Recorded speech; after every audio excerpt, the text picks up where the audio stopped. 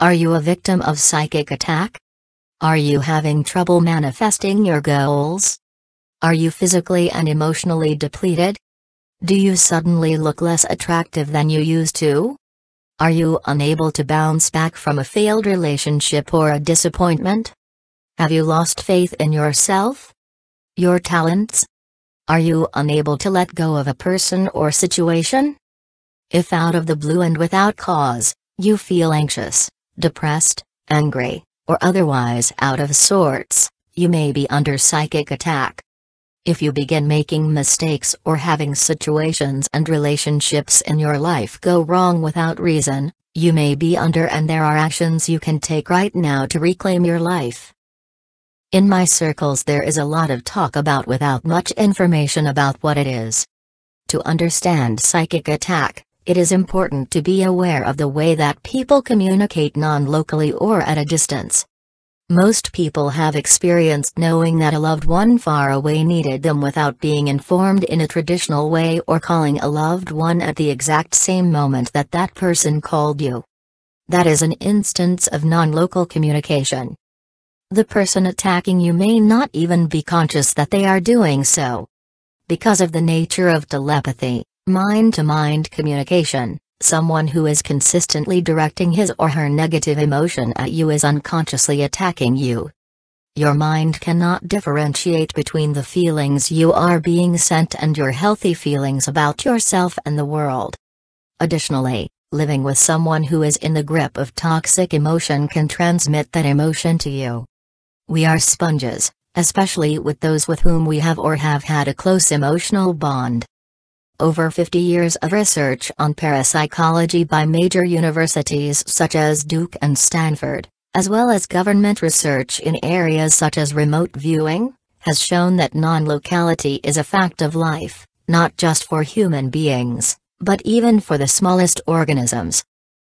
We as human beings thrive by allowing our strengths to support our weaknesses. Works by illuminating your weaknesses so that in essence you attack yourself emotionally, spiritually, and by your behavior in the world. Psychic self-defense protects you, and can even strengthen you by reversing this process. The key to psychic self-defense is to be scrupulous about releasing toxic thoughts, habits, energy, and emotion, by redirecting your attention to the positives in your life, and keep maintaining healthy routines.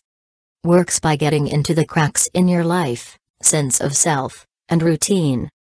In my book, How to Rule the World from Your Couch, I teach people how to use their intuitive senses, such as precognition, knowing the future, telepathy, mediumship, and healing. One of the most important parts of that book, and one that initially my readers find less compelling, is how to block and defend those senses.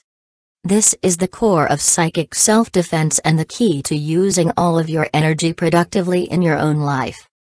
If you feel you are under psychic attack, here are some very effective remedies. Tip 1. Call on your guides, friends, and healers.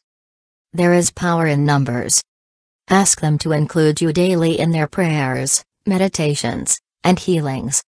Tip 2. Redirect your thoughts. One of the symptoms of psychic attack is that your thoughts are drawn to the vulnerable in yourself. When you have toxic thoughts or dwell or even obsess about someone or something, consciously redirect your thoughts to something or someone constructive.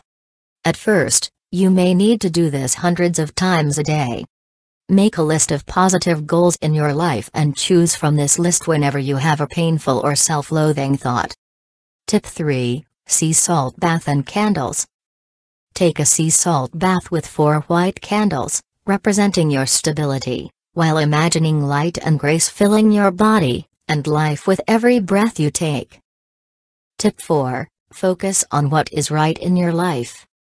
Works by engaging you in your own darkness. Spend time in the sunny rooms of your life. Tip 5. Stay away from energy vampires.